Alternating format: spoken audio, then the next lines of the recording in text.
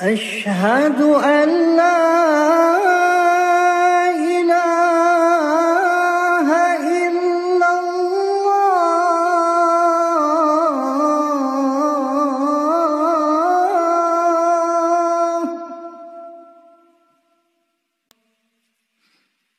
أشهد أن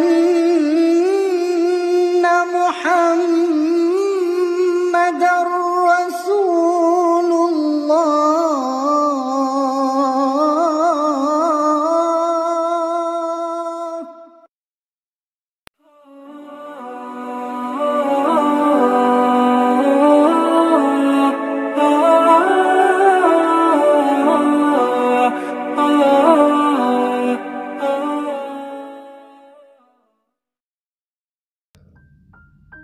Assalamualaikum warahmatullahi wabarakatuh. Halo sobat, berjumpa lagi di MSLB Channel. Salam damai, salam sejahtera. Imam Mahdi adalah tajallinya Rasulullah SAW. Sebelum langsung ke intinya, mungkin masih banyak di antara kita yang belum memahami tentang makna dari tajalli. Maka dari itu, saya harus menjelaskan dulu arti atau makna dari tajalli sesuai dengan apa yang saya ketahui. Singkatnya, arti tajalli adalah Allah Subhanahu wa Ta'ala menyingkap dirinya kepada makhluknya. Penyingkapan diri Allah Subhanahu wa Ta'ala tidak pernah terjadi berulang kali secara sama dan tidak pernah berakhir. Penyingkapan diri Allah Subhanahu wa Ta'ala terjadi dengan cahaya batinia yang masuk ke dalam hati umat. Tajalli bisa juga berarti adalah cermin atau jelmaan ataupun menjelma.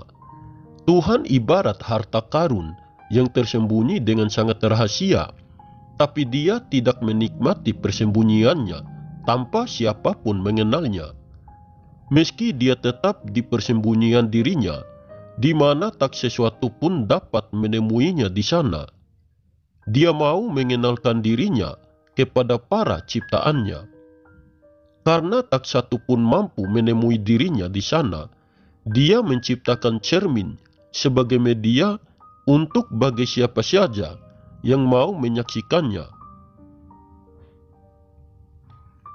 Dia memulainya dari langit dan bumi beserta segala isinya. Langit dan bumi beserta isinya adalah cermin besar yang menampakkan diri Tuhan. Siapa saja yang ingin melihat Tuhan, maka lihatlah langit dan bumi dengan segala isinya. Karena Tuhan telah menampakkan dirinya dalam cermin alam tersebut. Alam adalah cermin dan media Tuhan memanifestasikan dirinya, atau alam adalah tajallinya. Karena itu, kemanapun kita berpaling, kita akan menyaksikannya. Kemudian tajalli artinya adalah pembuktian. Maknanya adalah nyatanya tanda kebesaran dan kekuasaan Allah di dalam diri seorang hambanya. Dan hanya kepada diri seorang hamba yang menjadi kekasih pilihannya akan kesempurnaan manifestasi dirinya. Sebab pada diri seorang hamba yang menjadi kekasih pilihannya, yang menjadi khalifah pemimpin bumi, Allah menyempurnakan kenyataan dirinya. Karena hanya pada diri kekasih pilihannya itulah ruh yang tunggal ataupun induk daripada Nur Muhammad bersemayam.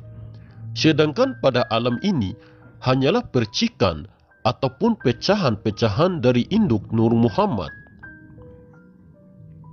Hamba-hamba yang menjadi kekasih pilihannya itulah seperti para nabi dan rasul. Allah Subhanahu wa Ta'ala bertajalli pada induk Nur Muhammad, dan induk daripada Nur Muhammad akan bertajalli pada wadah yang hidup di setiap zamannya. Wadah yang hidup itulah yang menjadi kekasih pilihannya seperti para nabi dan rasul. Dan setelah tidak ada lagi nabi dan rasul, maka induk daripada Nur Muhammad akan terus diwariskan oleh Allah Subhanahu wa Ta'ala kepada manusia-manusia pilihan selanjutnya hingga akhir zaman, yang akan meneruskan tugas kenabian ataupun kerasulan. Allah Subhanahu wa Ta'ala bertajalli pada induk Nur Muhammad, dan melalui Nur Muhammad itulah makhluk-makhluk di bumi termasuk manusia bisa mengenal Allah secara zahir dan batin, sehingga mereka akan bisa sampai dan berjumpa dengan Allah Subhanahu wa Ta'ala. Nur Muhammad adalah jembatan penghubung antara Allah dengan makhluk-makhluk yang ada di bumi ini termasuk manusia. Tanpa melalui Nur Muhammad, mana mungkin makhluk-makhluk di bumi ini termasuk manusia bisa mengenal Allah dan bisa sampai kepada Allah Subhanahu wa Ta'ala. Oleh sebab itulah Allah mengutus seorang nabi dan rasul pada setiap zamannya untuk memudahkan makhluk-makhluk di bumi ini mengenal Allah secara zahir dan batin. Karena induk daripada Nur Muhammad tidak dapat berdiri sendiri tanpa memasuki sebuah wadah yang hidup, dan melalui wadah yang hidup yang menjadi kekasih pilihannya itulah makhluk-makhluk di bumi ini termasuk manusia bisa berhubungan langsung dengan Allah Subhanahu wa Ta'ala. Karena sudah tidak ada lagi nabi dan rasul, maka muncullah para pewaris-pewaris Rasulullah pada setiap zamannya yang menjadi khalifah pemimpin bumi yang akan meneruskan tugas kenabian ataupun kerasulan. Dan kemunculan seorang pewaris Rasulullah pada zaman sekarang ini yang sudah menjadi khalifah pemimpin bumi diberi gelar sebagai Imam Mahdi ataupun Al-Mahdi. Sosok Imam Mahdi ataupun Al-Mahdi inilah kesempurnaan tajalinya Rasulullah Muhammad SAW. Ruh yang tunggal yang pernah bersemayam pada diri Nabi Muhammad SAW akan diwariskan lagi oleh Allah Subhanahu wa Ta'ala pada setiap diri manusia yang menjadi khalifah pemimpin bumi. Dan pada zaman sekarang ini, ruh yang tunggal itu bersemayam pada diri manusia pilihan Allah yang bergelar Imam Mahdi ataupun Al-Mahdi. Itulah kenapa sosok Imam Mahdi ataupun Al-Mahdi sangat sulit dikenal dan sulit diketahui keberadaannya. Karena menemukan sosok Imam Mahdi sama halnya kita menemukan sosok Rasulullah. Menemukan sosok Rasulullah sama halnya kita menemukan hakikat wujud Allah yang zahir dan yang batin. Kadang banyak orang yang mengatakan tanpa seorang guru bisa langsung kepada Allah. Jika memang benar seorang manusia bisa langsung sampai kepada Allah, lantas kenapa Allah selalu mengirim Nabi dan Rasul pada setiap zamannya?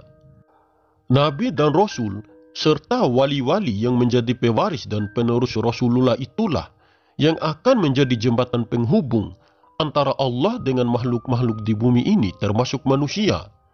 Makanya jika seseorang belum mampu sampai kepada Allah, makanya jadikan dirinya bersama orang yang sudah bersama dengan Allah. Dalam hadis qudsi, Allah Subhanahu wa Ta'ala berfirman yang artinya, jadikanlah dirimu beserta dengan Allah. Jika engkau belum mampu bersama dengan Allah, maka jadikanlah dirimu bersama orang yang sudah bersama dengan Allah. Jadikanlah dirimu beserta dengan Allah. Ini perintah Allah yang utama.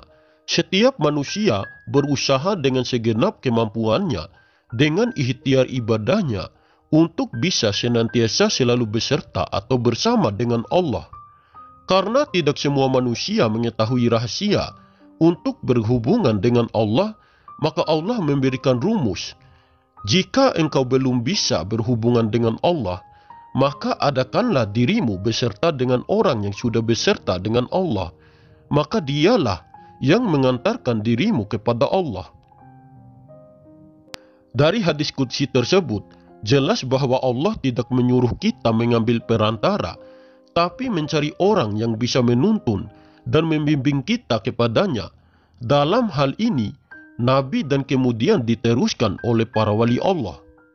Pengamal tarekat tidak pernah menjadikan gurunya sebagai perantara antara manusia dengan Allah.